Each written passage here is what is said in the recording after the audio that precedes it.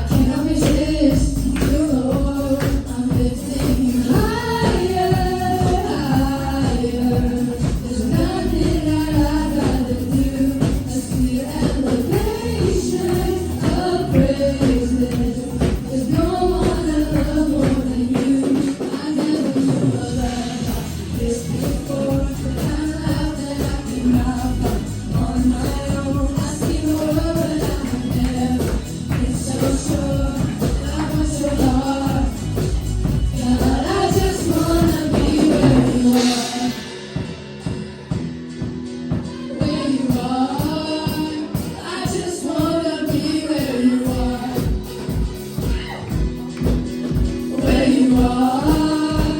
I just wanna be where you are.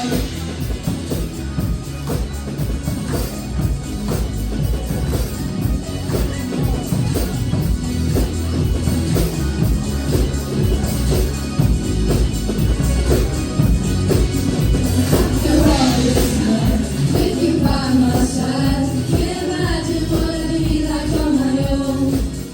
I made up my heart, this love is all I've got. You're the only one I know worth living for. The elevation of praises. There's no one I love more than you. I never knew a love this before. The kind of life that I cannot on my own. I've seen the world, but I have never been so sure. I want your heart. God, I just wanna be where you are. Where you are. I just wanna be where you are. Where you are. I just wanna be where you are. Holy and merciful Father, I thank you for being faithful when we are not. I thank you for the students whose hearts are after your will, Lord, the ones that are here tonight because they want to go closer to you. Lord, I thank you for giving us love, for showing us what love really is.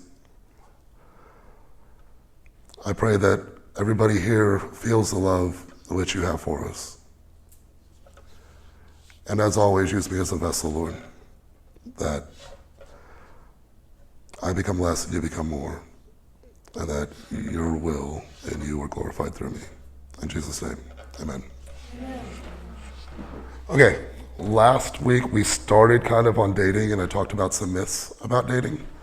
Like, can anybody give me the myths that I mentioned? Nobody? I'll just skip over that then. We'll just jump right into my main point that I had last week was that we date for a purpose. And if I'm being honest, because we were supposed to be dating for a purpose and dating is supposed to lead to marriage, I am not a fan of middle school and high school kids dating at all. I am not a fan of it. I'm not saying that it's wrong. I'm not saying that it's sinful. I'm not saying that at all. I'm just saying I'm not a fan of it. Does that make sense? If we're dating for a purpose, can anybody else agree with me on that? Outside of the adults back there? Yeah?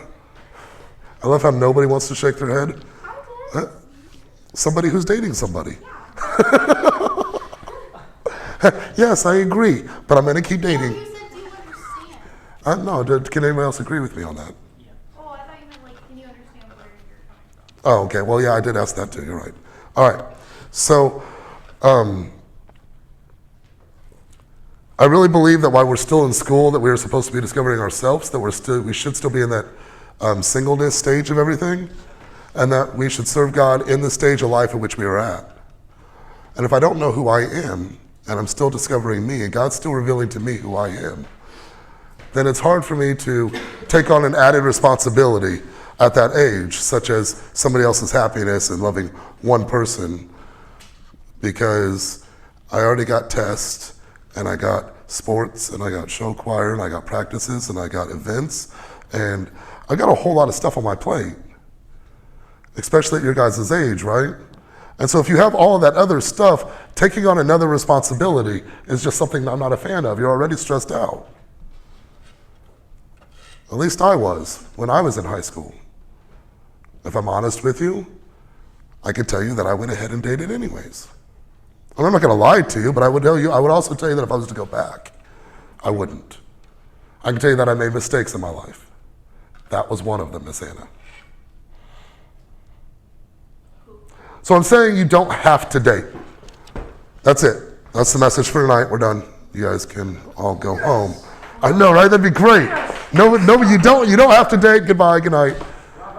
And that would be great. Your parents would love me if that was the only thing I want to talk to you guys about and let you guys go home. Right? But I'm also realistic, and I know that it's not going to work that way, that you guys are going to be like me. You're going to hear the messages, and you're going to hear the warnings, and you're going to be like, I'm going to do what I want to do because I'm in a flesh, And my will is what I want. That's how I was for a long time. Whatever I wanted, I'm going to go ahead and do it. So tonight we're going to actually go into some practical stuff versus the stuff that I said last week of that were myths about dating. We're going to kind of go into a little bit more practical end of it. I definitely skipped over something there.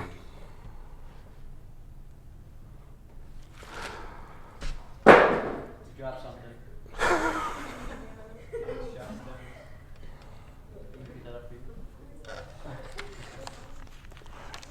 I had pages stick together. I'm trying to read my notes. I'm like, this makes no sense.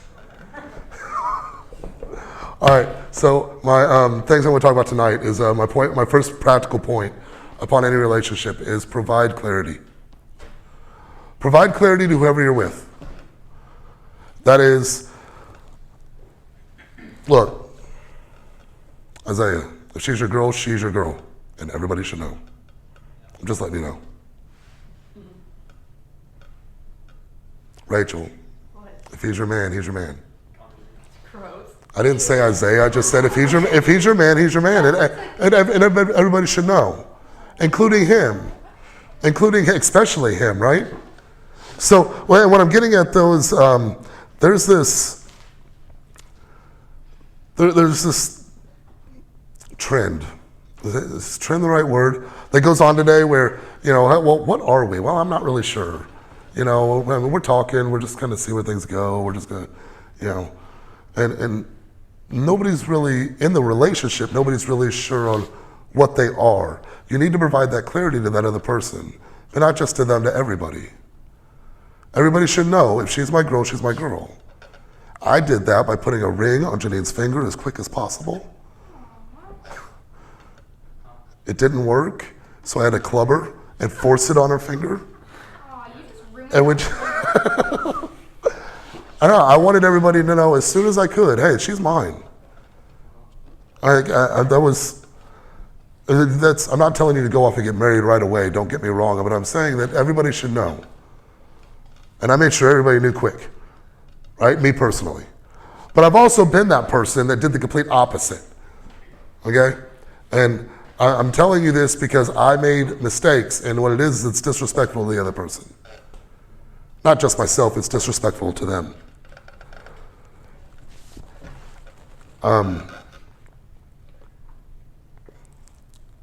Somebody has to ask you, look, Avery, so what's going on between you and whoever? You've already not provided the clarity to anybody else.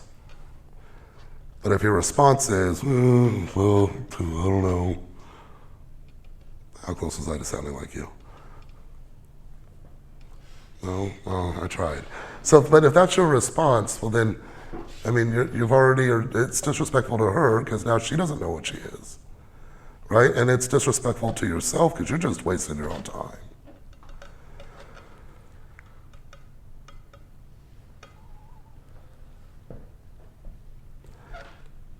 If you hear that coming from the person that you're talking to, I'm telling you right now that if you have to question that after talking to them for a little bit, I don't mean, hey, we went on one date.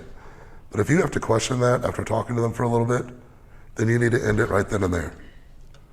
Why are you wasting your own time? Why are you making yourself suffer with all the other stresses that we talked about already? Why would you add that stress in your mind? Oh, well, now I don't even know what we are either. Well, I thought we were this, but we aren't really. I'm telling you guys, you need to provide clarity. You earn it, you deserve it.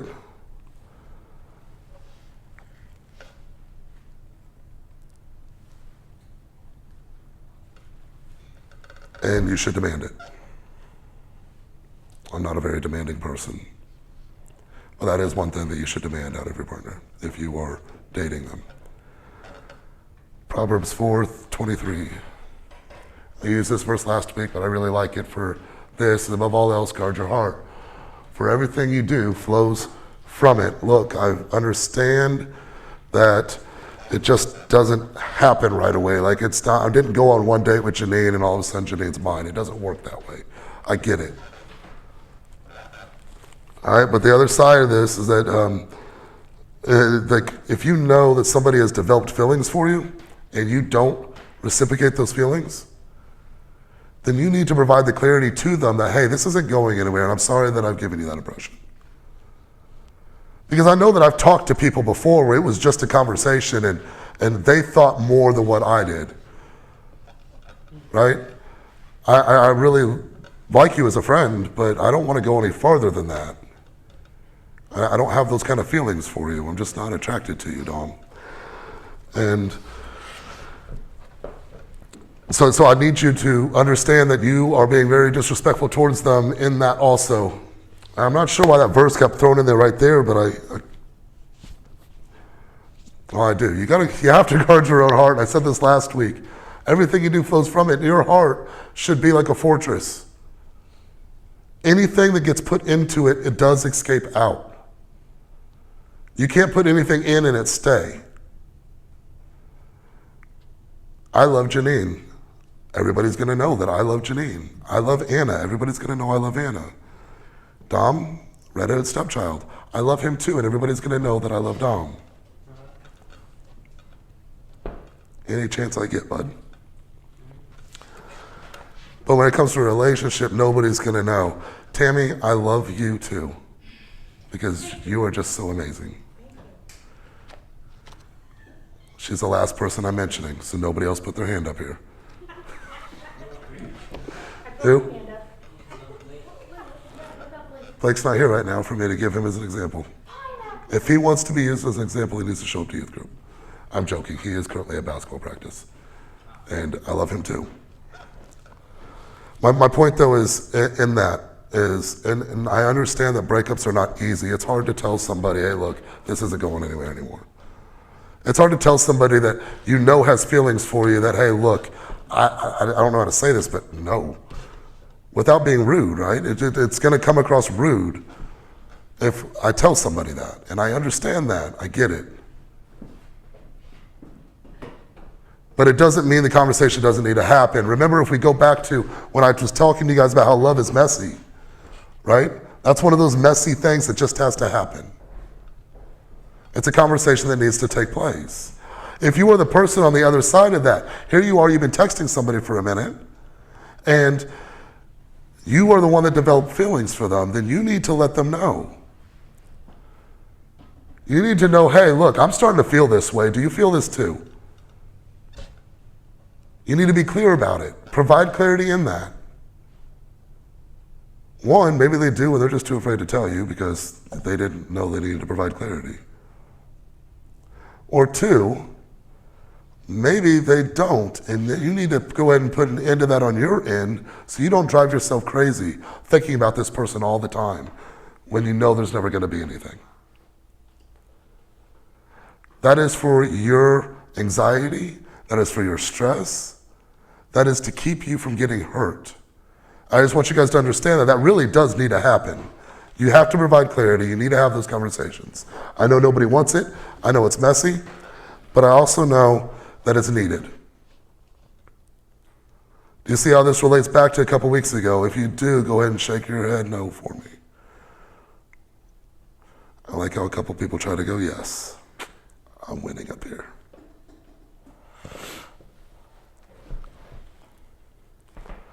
If you've been dating somebody and you know it's not going to lead to marriage, there is no better time to break that off than today, right now.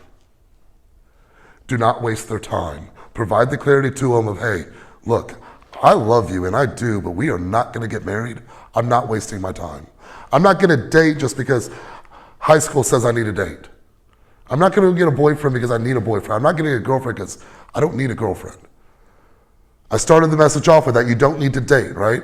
You don't need to. So don't let the pressures of everything around you add to that. If you don't feel that desire and you know it's never going to lead to marriage, break it off now. The longer you put it off, the harder it's going to be and the more both of you will get hurt. I want to make sure that you guys understand that. That is all to protect your own heart. You are guarding your own heart in all of this.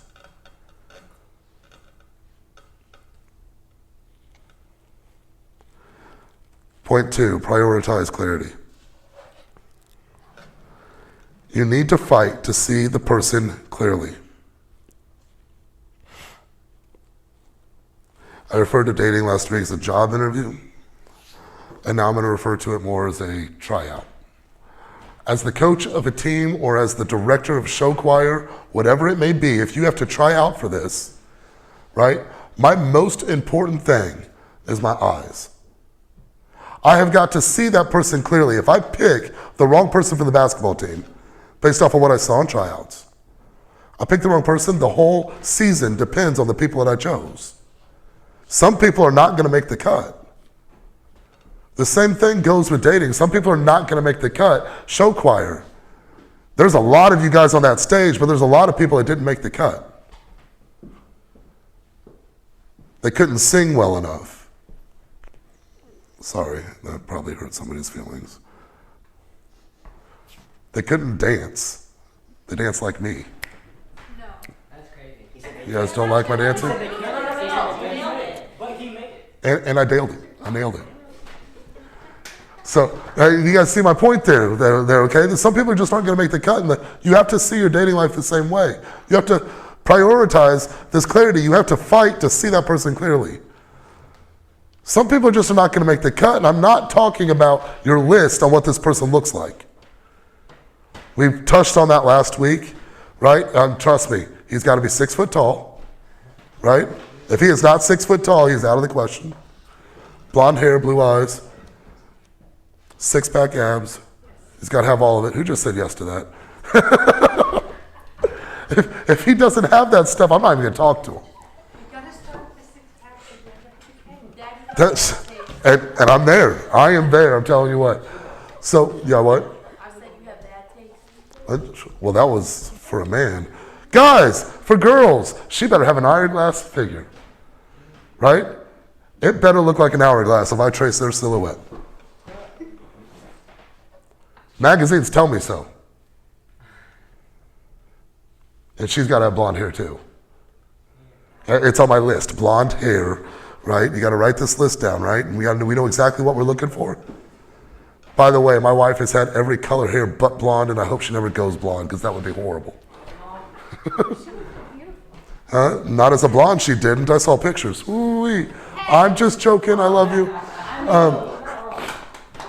I'm just joking, but don't ever go blonde, please.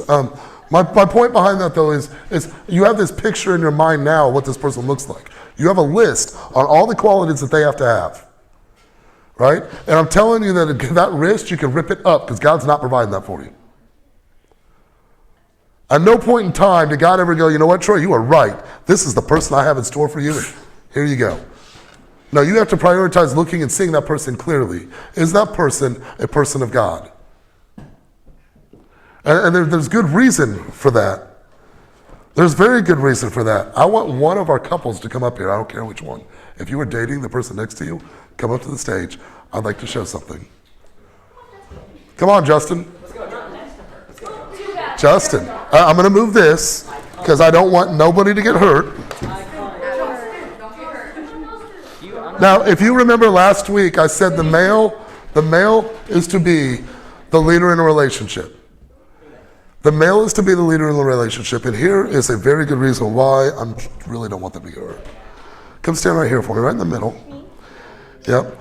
Miss Abby, you are a Christian. Yeah, and you are searching after the person of your dreams. Jesus. Okay, you're still searching for the person of your dreams. That was a beautiful answer, though. All right, come here, Justin. You are no longer a Christian for this demonstration. Okay? I want you guys to lock arms because you're dating. Lock arms. All right, hold on tight. Okay? Now, you guys are on a path, right? You are on a path to the cross. You're running away from the cross. You guys cannot separate. You cannot separate. I'm the man, the leader, you follow me. I win. Nope, Justin, get her down the stairs. Go. Don't let her go. Do you guys see the... All right, stop. Do you guys see the division? Do you see how someone can literally be torn apart? Women, do you see how if you follow the wrong male, that is exactly what's going to happen? God designed it that way. That's right, you do need good friends. But God has designed it just like that. Men, all the way back at Adam, he looked at Adam and he said to Adam, it is not right, it is not good for man to be alone. And so he put man to sleep and he took the rib out of him and he made Eve. Does anybody disagree with my story? I'm glad, because if you disagreed, you've not read the book of Genesis. All right, so God created Eve from Adam, and then he directed Adam and said, this is your helper. She is made of your flesh. She is made of your bone. This is your helper, and you are to guide her in the areas in which you need help. So if you are a Christian male and you're going towards that cross, you can bring her with you. You guys saw how easy it was to take her away. And I use that as an example, but I have a student that I once had. She is now a junior in college. She's now a junior in college. When she left high school, she started dating an atheist. She wanted to go to Bible school. She was going to be a pastor. She wanted her degree. She became an atheist in a heartbeat after dating this male. It took him 2 months to tear her that far away from God. That is very serious, but that is the power and the hold that the male has in a relationship. It is a principle of the Bible, whether you like it or you do not like it. Remember, not everything in the Bible has to be your choice. If we can just get down the principles, then we don't have to continue to go back and read the Bible. We know the principle that God has in place. That's not to say don't read your Bible, because you need to know the principles first. But that's one of the principles in the Bible. The male is going to lead. There is a statistic. I do not have the exact numbers right in front of me, because I did not look them up today, because I am not a very good youth pastor being prepared this evening. But the statistic was something along the lines of, if you were the child of your family and you were the first one to give your life to Christ, there is a 7% chance that the rest of your family will become saved, because you were the first one saved in your family.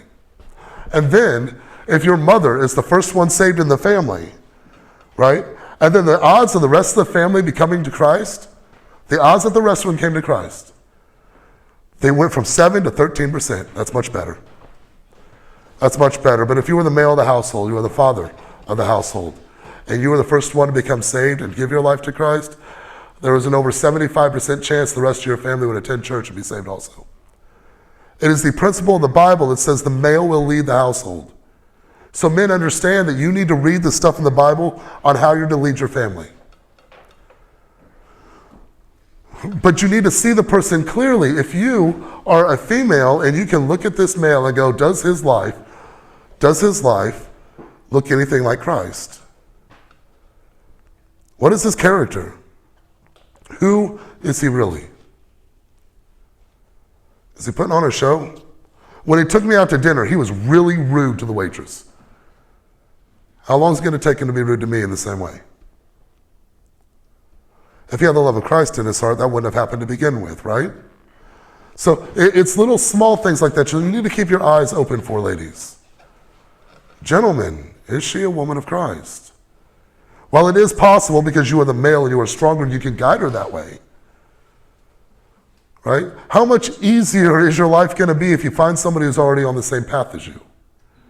Somebody where you don't have to grab a hold off of a different path, rip them onto yours, and change directions.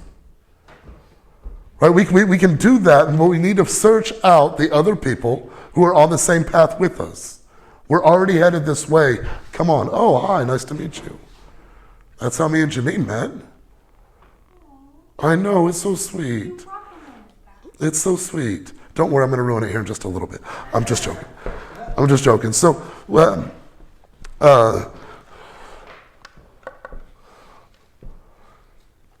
the stronger person's always going to win out in that battle, but I promise you, those statistics are real. If you have your phone, you can look it up right now. It's not, that the jump is too significant to ignore. It's just too big. But if you both are already on the same path, how much easier is that going to be? If you already are with somebody whose life exemplifies Christ.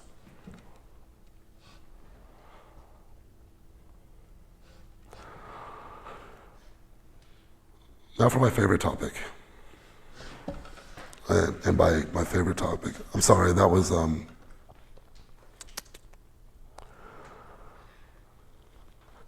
No youth pastor wants to talk about it, but here we go. You need to clarify your sexual boundaries.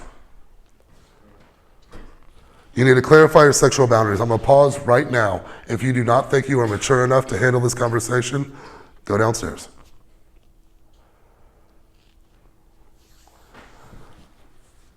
How committed is the person I'm with to glorifying God?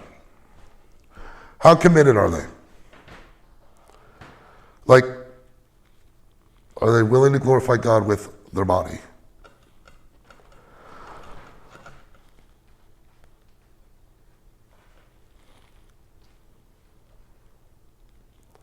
It's one thing for them to say it, it's a whole other thing to physically watch somebody not even put themselves in the position for the temptation. And that's not easy. But if I know that if I'm crossing a boundary, okay, and by boundary I mean, well, how far is that person willing to go? We'll come back to that in just a second. How far is that person to go? How dedicated are they to glorifying Christ? Where's the boundary set at? Is it okay to sit there and hold hands in church? I roll my eyes. Is that okay? Is it okay to sit there and have a makeout session? Is it okay to get handsy? I mean, you're not doing nothing. It's just hands, right? Is that okay? Where's the boundary at that you have to stop? Are they on the same page as you? Or are you not even going to put yourself in that situation to begin with? So what should the boundaries be? That question, when you first get with somebody as your boyfriend, your girlfriend, whoever, where should that boundary be? If that's asked in the right spirit, that is a healthy question. If you are asking that question in the spirit of, well, how far can I go before I cross the line? Let me toe the line, right? I can come right up to here, but I got to stop, right? If you're asking in the spirit of how far can you go, then that question is not healthy to you whatsoever. I say that because I am a firm believer. I'm saying this, and this is going to get me in trouble, I'm going to say it anyway. I'm a firm believer in knowing the law, so I know what I can get away with. Right? I know that if I'm speeding, most cops are going to give me 10%. So if I'm in a 30 mile an hour zone, I can go 3 over. If I'm in a 40 mile an hour zone, I can go 4 miles an hour over. If I'm in a 70 mile an hour zone, usually I can get away with 7. There's a 10% rule in there that most cops are willing to give you. Right? See, I like knowing the law so I know what I can get away with. Yes, you can. However, I say that, but at the same time, guess who had a bunch of tickets this last year? Yeah, you see, sometimes I didn't see the cop. Sometimes I didn't go 7 over, I went 12. Sometimes I decided that I was going to push my luck because I knew where the boundary was, but man, just a little bit farther, I'll be all right. So when it comes to your sexual boundaries, where is the line in the sand? And is it a line in the sand? Because sand I can wipe away. Well, let's just make a new boundary over here now. Nobody likes to hear it, but it's true. I'll just make a new line. We'll just set it over here. Look, I already crossed that one. This is our new line. And I can tell you guys this from personal experience, I failed. I failed with my line several times throughout my life. If you guys recall, a long time ago, I gave you guys a message and I said, look, I am your Google Maps. I have been down every single road there is. I can tell you the dead ends. I can tell you the ones that still got some construction going on them. And I can tell you the path that got me to where I needed to be. That's literally my job up here, is to guide you in the way that you need to be. So when I tell you don't do this, I mean don't do this. Am I going to love you if you decide to do it anyway? Yes, I am. I'm going to love you regardless of your sin. But it does not mean I'm going to support you in it. And you're probably going to listen to my mouth going, well, Isaiah, didn't I tell you you weren't supposed to do that, bro? Right? And now you got her pregnant. And you still got another couple years of school. Now what? I'm going to be that person. But I'm also going to be the person that goes right along next to you and go, okay, well, let's come up with a plan to help you along. Let's get you back on the right track. That plan begins with repentance, turning back to God. And that's any time that I mess up, that's where my plan's going to begin with. Have you repented? And you don't owe me an apology. I want to make sure I'm clear about that. If you screw up, you don't owe me an apology unless you did something to hurt me. What you do owe is God an apology because your will came so far off from his own.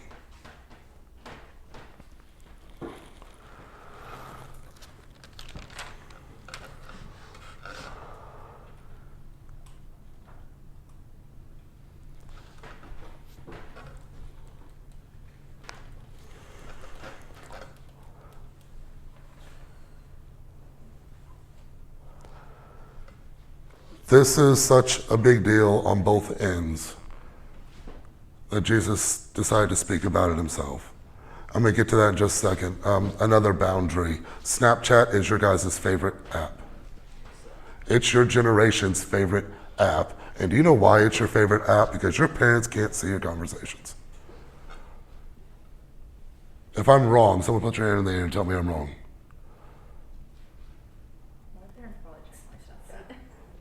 I know that. No chance to see. But they can't see all of it. Just delete it real fast.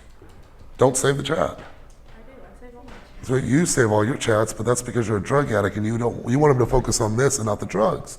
However, listen, I'm just joking. Everybody knows I'm joking, Rachel. It's okay. We know that you've been to rehab and you're good. Okay. Now, my point behind that is that if I send the picture to him, am I okay? Have I crossed the boundary if I send the picture? Guys, I'm going to tell you right now, if you send the picture, no, you're not okay. Ladies, no, it's not acceptable. Because you've now become a stumbling block for him to fail regardless of what it is his boundary was. You're now causing him to look into sin. Jesus' comments in Matthew 5 at the Sermon on the Mount, he says, "But I say to you that anyone who looks at a woman with lustful intent has already committed adultery with her in his heart." This verse flat out says you can't even look.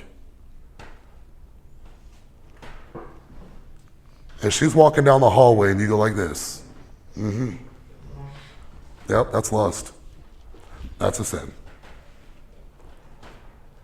Right? Gentlemen, don't ever wear gray sweatpants. Women are looking hardcore. And it's a sin. And I say that because I want you guys to be fully aware of it. Remember, the goal here is for knowledge. Right? You cannot be naive to this. You need to know that this truth is here. But I'm not going to leave you guys, and if there's a lot of this I'm cutting out because I'm out of time, you guys, but I'm not going to leave you without having practical ways of going about this going into the future. All right, so my advice to you is to be private in public. You want to get to know somebody, then you go out to the park. Sit and talk with them, but don't go out to Spittler Woods where there's nobody at. No, go over to Fletcher Park where there's going to be a bunch of people. Be private in public. I can sit down and have a very private conversation with you while there's people around. That's going to stop some things right there, right? Because if you know people can see you, well, now we have an issue.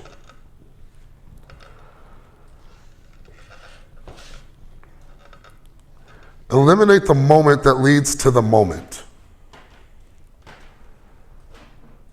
That is a tough one if you have not crossed that line, but if you have crossed that line, you know exactly what I'm talking about.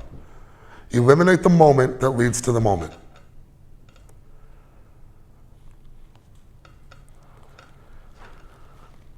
Number 2, pursue Jesus separately. Pursue him on your own time. And I'm telling you this because if you're pursuing Jesus and he's pursuing Jesus, then you guys are already on the same path, right? But if I start pursuing Jesus because she follows Jesus, what happens to me when she breaks up with me? What happens to me when she sees that my heart really wasn't after him? Do you think I'm going to continue to go to church or I'm going to continue to follow him? Or am I going to take the pain that I have from the heartbreak and attach Jesus to it? And now I'm church hurt too, because she broke up with me, and, well, obviously Jesus wasn't real.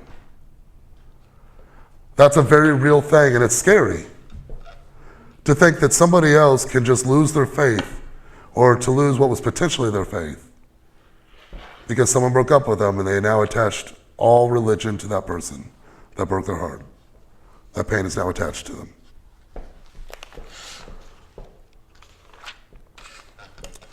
The last one's to paint a picture. I mentioned at the end of my last message, I'm going to mention it again tonight. Your relationship should shine. It should reflect Christ. It should reflect the light. So paint a picture so that when anybody else sees you in your relationship, they should ask questions. Not, are they doing things the right way, but wow, how? Are they doing things so different from everybody else and making it? It needs to ask that question from other people, and I promise you they will. Man, their relationship is just weird. They're married, or they're not married, they're dating and they're never touching each other. That's weird. I'm not saying don't ever touch the person you're dating. What I'm saying is you don't have to make that part public. It is perfectly acceptable for me to walk through the mall and not hold my wife's hand, and people still know we're together. Now, I love her very much and I want to hold her hand, so I'm going to. The sweet moment. But when she grabs my arm and starts dragging me places, I rip my arm back because I'm a grown man and I know how to walk. Okay, but Troy doesn't want to go to Bath you and Body wouldn't. Works. Troy doesn't want to go to Bath and Body Works. That's right. I do not want to go to Bath and Body Works again. We already went in there twice on this one trip. Twice on this one trip. Tired of smelling candles. They put scents out, like they just blow them out of the store. Headaches from I don't even have to go in there to get the headache. All right, so listen, I realize that this is going to be weird, you guys, and I also understand, all right, that what I'm telling you, if you guys follow what I'm saying, if you follow what I said last week, what I said this week, nobody is going to want to date you. Let's be honest, nobody is going to want to date you if you listen to that. But let's go back to what I said too, and right now in your time of singleness is a time for you to serve the Lord in your singleness. And it's a time for God to pour into you, into who you are, to give you the confidence that nothing can shake you, knowing that you were built in the rock, on the rock. Knowing that you are a living stone being built around the living stone of God. If you were at the message up in the main church, you'll understand that. That you are part of a temple, and you are part of a temple individually before you ever will be with somebody else. And so you need to serve God in your singleness where you're at right now. And I promise you that God eventually will look at you. And I say eventually because it might be 21, it might be 36, I don't know. But eventually he's going to say it's not right for man to be alone. It's not right for woman to be alone. If you think God does not see your loneliness, you're wrong. He saw it in Adam. Malachi says, my God doesn't change. He's the same as the beginning as he is today. So if he sees that loneliness and the hurt that you're in because of the loneliness, and he sees that you're serving him in the season that he's given you, I promise you he's going to bring you somebody else that feels the same way you do, that's on the same path that you were on.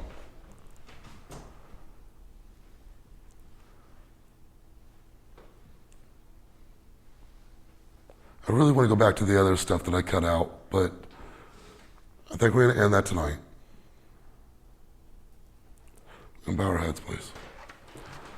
Father, I thank you for designing love and for designing relationships and for giving us a passion and the desires to be in relationship with one another. Lord, I thank you for giving me the strength to move on in whatever season of life you currently have me in. I pray that you give me the wisdom and the knowledge about anybody who is searching for a partner to date right now, Lord. I pray that we use our discernment wisely and that we all turn to you for that. Anybody that is hurting, Lord, know that there's a different love from you for them, and may they feel that.